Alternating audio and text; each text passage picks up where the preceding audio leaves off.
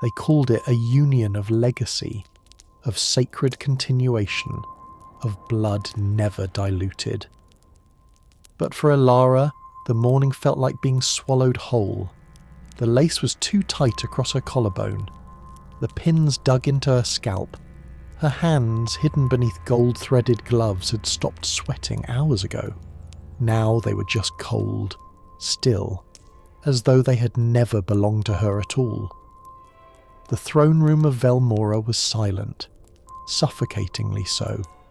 Rows of courtiers lined the marble hall like painted figures, unmoving and over-perfumed. Their faces wore the expression that centuries had taught them to perfect, solemn pride hiding the stench of repetition.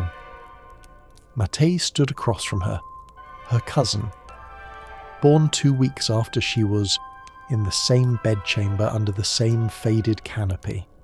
His ceremonial robe shimmered red and gold, the colours of conquest and blood. A lion crest snarled at his chest, stitched in thick thread by a nun who had gone blind before the hem was finished. He would not look at her. The priest began the rite. His voice cracked from age or disuse. No one could tell. "Elara of Velmora," he rasped, "do you submit your body and name to the House Eternal?" She did not speak.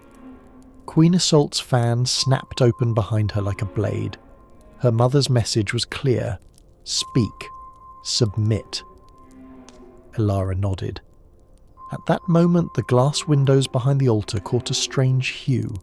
Not sunlight, but a kind of gold that looked like sickness. A trick of reflection. The faces in the stained glass were all familiar. Past queens, past brides, past cousins in silk. All of them looked like her. Not similar. Identical. If this is the first time you've heard of royal bloodlines breaking their own children, subscribe. These stories were buried for a reason. The ceremony continued. Vows older than language.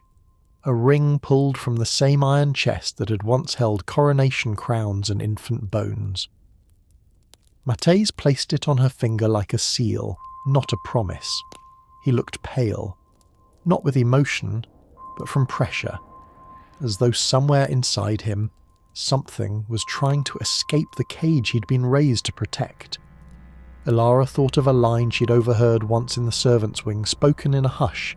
They don't marry to build, they marry to loop. And now she was the loop, the curve that curled back on itself, the tether that made the bloodline a noose.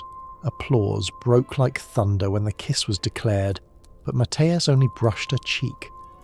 The priest turned to the crowd and announced them bound by heaven, sealed by lineage. The nobles cheered. The priests crossed themselves. The windows stayed still, unmoved by the weight of what had just been repeated. They called her radiant, poised, a vessel of royal strength. She felt like glass. That night the palace dined on roast pheasant and pomegranate wine.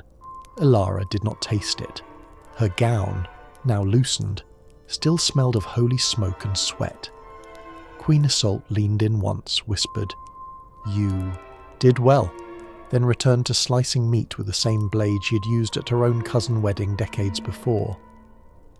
Elara sat at the head of the table beside Matthais. He drank too quickly, laughed too loudly. And when he touched her hand beneath the table, she felt nothing, not disgust, not affection, just centuries, stacked in her bones.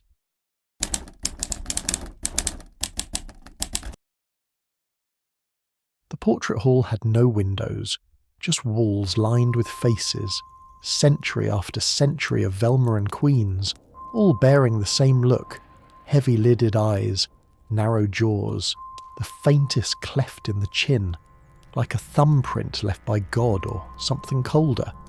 Elara walked slowly, gown hem whispering over stone. The air smelled of varnish and dust, like pages no one dared turn. One painting caught her breath. A girl not older than 12, seated on a throne with her hands folded tightly in her lap. Her crown looked too large, her smile too small. Beneath the frame, the inscription read, "Queen Leonthe of Velmora, married to her cousin Elric, died in childbirth." Elara counted the others. 19 portraits on one side, 17 on the other. Most bore no titles beyond names and pairings. Some showed 2 children holding hands, dressed for a wedding feast. Others showed women with blank stares, their husbands' hands resting too tightly on their shoulders. Every face felt like a mirror. Later that evening, N, her handmaid, brushed Elara's hair by candlelight. "They say the second Queen Iseult bled to death in her sheets," N murmured, voice barely above breath. Her baby was born with its tongue twisted backward. They buried them both before dawn. Elara didn't ask who they were. In the palace, knowledge travelled by smoke. You breathed it in, or you didn't. She closed her eyes and saw her cousin husband's hands again, trembling during the vow, yet so certain when they reached for her wrist. Ian said nothing more, but she didn't need to. The next morning, Brother Leo summoned her to the blood chapel. The priest moved like a shadow, draped in his black cassock, his face unreadable under dust-coloured light. The chapel was empty, no pews, no altar, just a long table and a ledger bound in skin-coloured leather.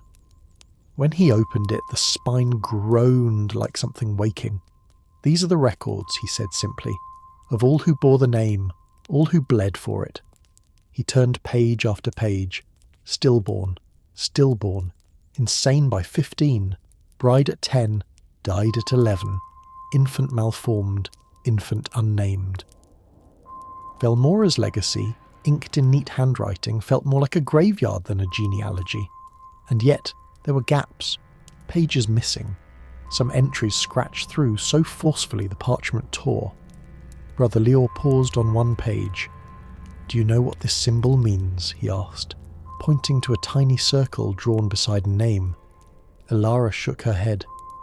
"It means the child never cried."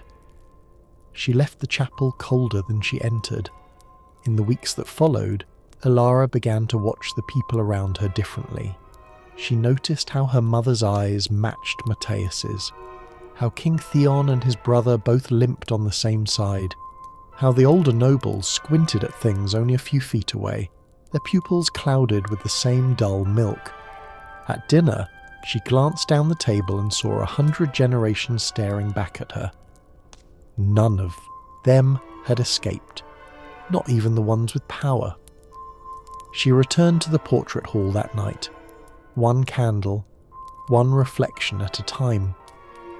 At the end of the gallery stood a tall mirror draped in velvet. Elara pulled the cloth back. She expected to see herself. Instead, she saw a dozen other faces. The ones in the paintings, the ones from the book, the ones who had died before becoming anyone at all. Their features were hers. Their lives weren't. And yet she was told she should feel honoured to continue them. She touched the glass. It was cold. She whispered her name softly. It disappeared before it reached her ears. At first, Elara tried to believe it was nerves, that the trembling in Matthais' fingers, the sweat beading on his temple during prayers, the sudden forgetfulness. All of it was just the weight of the crown, not something older, deeper. She watched him struggle to remember the name of a noble he had known since childhood. Watched his nose begin to bleed during a hymn. Watched his laughter turn too loud, then vanish altogether. He kissed her neck with urgency one night, whispering her name again and again as if it might tether him to himself. She did not pull away, but she did not close her eyes either. Their union was not affection, it was ritual, performed beneath embroidered sheets, beneath the gaze of carved lions on their bedposts. It ended with silence and bleeding, like everything else in Velmora. In the daylight, they walked the palace gardens. On the surface, it was Eden. Rose vines heavy with bloom, peacocks crying like children in the distance, fountains fed by hidden springs. But everywhere they stepped, there were statues, frozen figures of kings and queens locked in marble embrace, cousins, siblings, lovers whose eyes were cast toward heaven, even as their bones were buried beneath the same soil they had been born from. Matthais stood before one statue of a couple that bore his exact jawline. "They say she bled for 7 days and still produced a son," he said flatly. "That's why she has a crown in both hands." Elara stared at the face. It looked like hers. She asked him once gently if he remembered their childhood, the summers in the northern wing, the shared tutors, the books they passed back and forth. He smiled, then blinked like he couldn't picture it. "You always liked the garden," he said instead, but his voice caught halfway. Later, En sat beside her beneath a laurel tree, pulling burrs from Elara's veil. Her hands were gentle, but her voice was firm. "My grandmother died in labour to her cousin," she said. "The baby was breech. The midwife said it looked the wrong way, like it wanted to crawl back in." Elara didn't ask if she meant that literally. In Velmora, horror did not always need exaggeration. She looked down at her shoes. The roots of the laurel had cracked the marble path. The rot had crept from underneath. "You must be brave," En whispered. "I'm not afraid," Elara replied. "That's not what I meant." In the days that followed, Matthais grew stranger. He forgot what hour he was meant to attend council. He mumbled names in his sleep that no longer belonged to the living. He bit down so hard on his lip during a hunt that the blood soaked his collar, and he laughed as if it were wine. Elara walked the garden alone now. The fountain still sang, the roses still bloomed, but beneath every flower the soil smelled of iron. Casimir was not spoken of in public. When the court gathered for processions or feast days, his chair remained empty. The servant said he was unwell, though no one ever described the illness. He peered only behind closed doors, pushed in a wheeled seat too narrow for his growing limbs, his spine curved like a question mark the gods refused to answer. He was 10, thin as parchment, skin like glass. His feet never touched the floor. Elara found him one morning in the old library, curled beside a brazier trying to warm his hands. He looked up and smiled, teeth small, a little uneven. "I tried to stand last night," he whispered. "Made it to the wall, then fell, but it's still further than the day before." She nodded and kissed the top of his head. Queen Iseult, when asked, dismissed him with a phrase she had memorized long ago. An unfortunate exception. The line remained strong. But the line was fraying. Elara saw it in the way King Theon flinched at loud noises now, in the way Matthais murmured to no one, in the way portraits were being taken down, not for cleaning, but for quiet removal. At supper one evening, Casimir looked up from his bowl and asked, "Will I be married too?" No one answered. The silence stretched. Then Queen Iseult placed her spoon down and stood. Enough. Later that week, Elara returned to the Blood Chapel. Brother Leor waited with the same ledger, though his eyes looked older, as if he'd stopped sleeping. She asked him plainly, "Was it ever holy?" He closed the book without reading a word. "No," he said. "It was strategy. They married cousins to keep land. Married girls young to ensure heirs. They called it divine because it was easier than saying they were afraid. Afraid of losing power, afraid of mixing with blood they didn't control, afraid of outsiders with cleaner names and wider eyes." He handed her a page torn from the ledger. A girl named Celine died in her first year, born with no eyelids. The family crest was stitched into her cradle, he said. They buried her with it still inside. Elara folded the page and kept it in her sleeve. That night she dreamed of the outer gates, of running through them barefoot, of leaving her name behind like a dropped necklace in the snow. But when she woke, her gown was laced so tightly she couldn't breathe. The maid said it was to keep her posture queenly, said it would ease the weight of future pregnancies, said pain was a small price for beauty. Casimir did not attend the next royal mass. No one mentioned it. No one asked.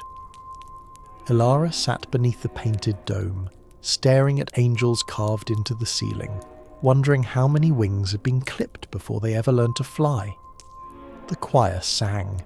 Her laces pinched, her lungs burned, and beside her the pew where her brother should have been remained cold.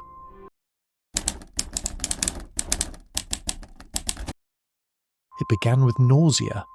At first they told her it was nerves, then holiness, then proof that her womb was worthy.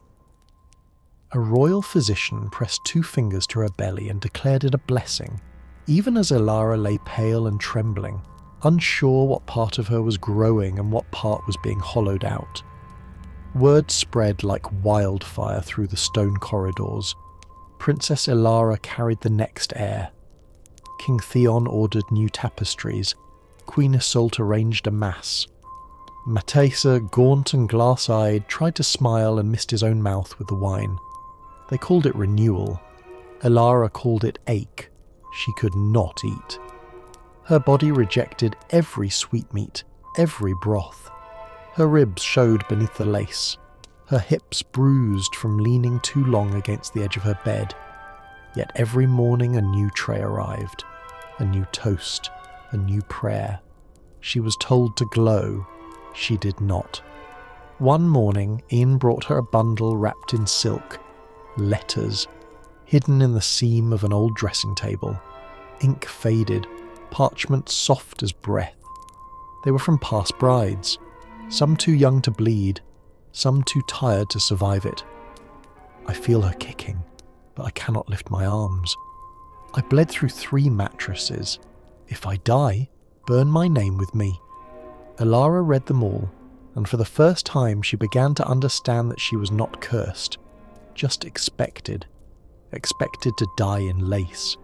Expected to vanish quietly, with the right name on her lips. Queen Iseult entered the room that afternoon. She wore mourning blue, though no one had died. "If the child survives and you don't," she said calmly, adjusting Elara's pillow, "let that be your crown. Do not scream. Do not embarrass us. Do not beg." Elara nodded, but inside something cracked. Later that night, En knelt beside her bed and pressed a cool cloth to her head. "I'm not leaving," she whispered, "even if they make me, even if they lie about how it ends."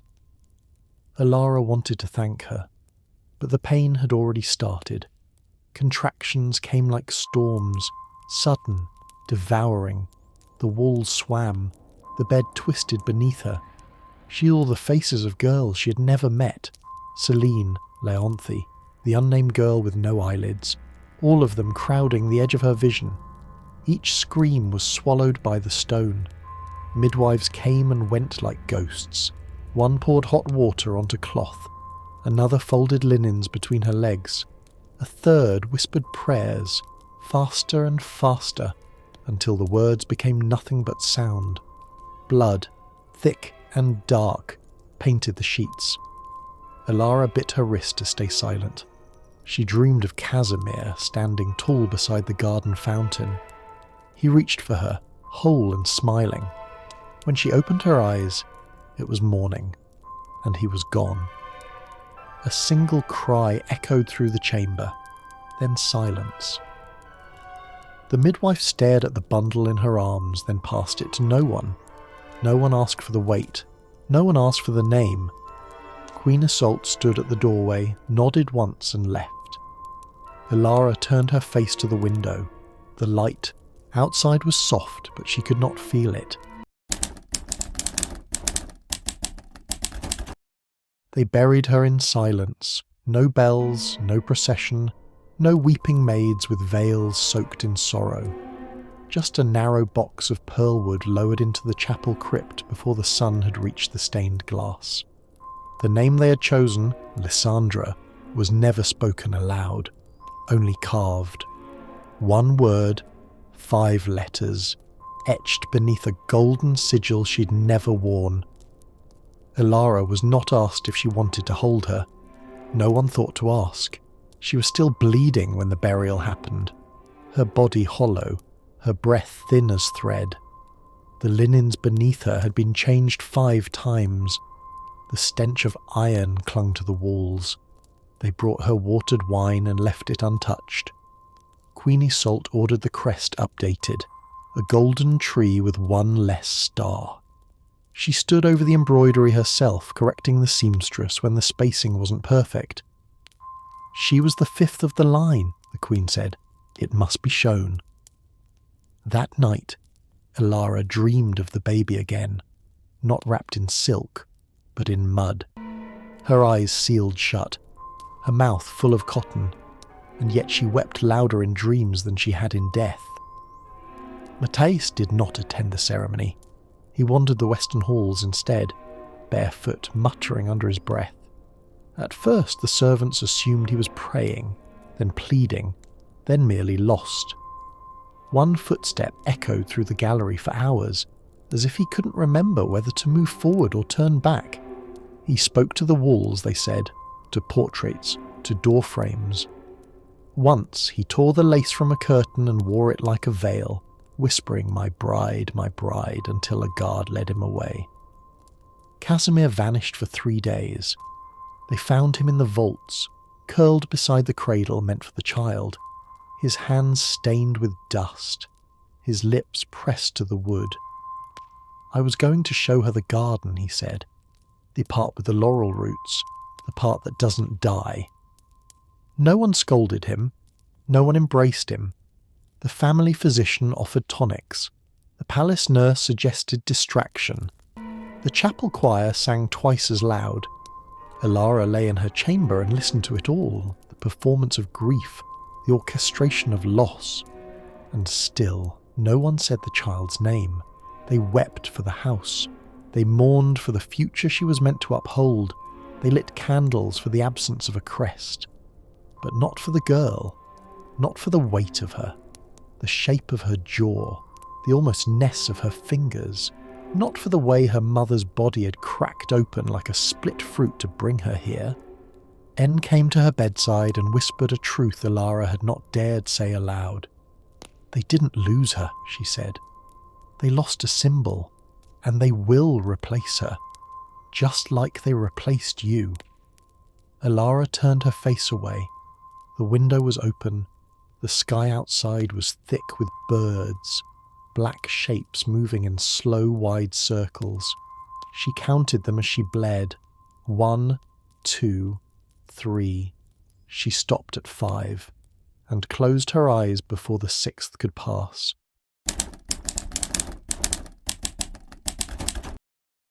The halls were quieter now, not solemn, just empty. Like a song hummed too many times until even the echo gave up. Prince Matthais was taken away at dawn. They called it rest, though no one said for how long. 2 footmen led him gently through the garden gate, his eyes unfocused, his shoes on the wrong feet. He did not fight. He did not speak. He looked back once, not at Elara, but at the statue of the Queen with a crown in both hands. By nightfall, his chambers had already been stripped, his name removed from the daily roll. The court adjusted quickly. Velmora always did. Casimir died 2 weeks later. The west wing was cold, and no one noticed until the maid brought his tea untouched. Ian was the one who found him, curled on his side, hands folded like he had meant to pray, his eyes still open. They said it was sleep. Peaceful, God-sent. Elara knew better. Queen Iseult did not cry, not for Matthais, not for Casimir, not even for the granddaughter she had never named. She simply stopped speaking. Each day she walked the portrait hall with a scroll in her hand, the royal family tree. trailing her fingers along the inked branches as if she were trying to will them back to life. Aeneas the brave, Leonthe the wise, Elric the devoted. She whispered each name like a charm, but her voice frayed by the end. One morning, Elara found her kneeling beside the cradle in the vaults, tracing the embroidery. "She should have worn the sapphire band," the queen murmured. "It was hers, it was promised." The band now sat in a drawer. It had never touched skin. King Theon called a council. He was thinner, hollower, his robes too large at the shoulders. When he announced the new heir, a distant cousin raised in the southern province, no one challenged him. There were no sons left, no daughters fit to marry. The name must endure, even if it was dragged forward by strangers. Elara said nothing. She no longer attended mass, no longer sat beside the throne, no longer laced her gowns tight. She walked barefoot in the garden, touched the cracked marble where the roots pushed through. The statues did not seem to watch her anymore. She returned to the blood chapel on a morning painted in mist. Brother Leor waited, older than before, his fingers trembling slightly as he opened the ledger. No speech this time, no warnings. He simply stepped aside. Page after page Elara read. Stillborns, cleft palates, haemophilia, madness, girls who bled for 3 days before anyone noticed, boys who stopped speaking at 5, brides who died before they understood what had been done to them.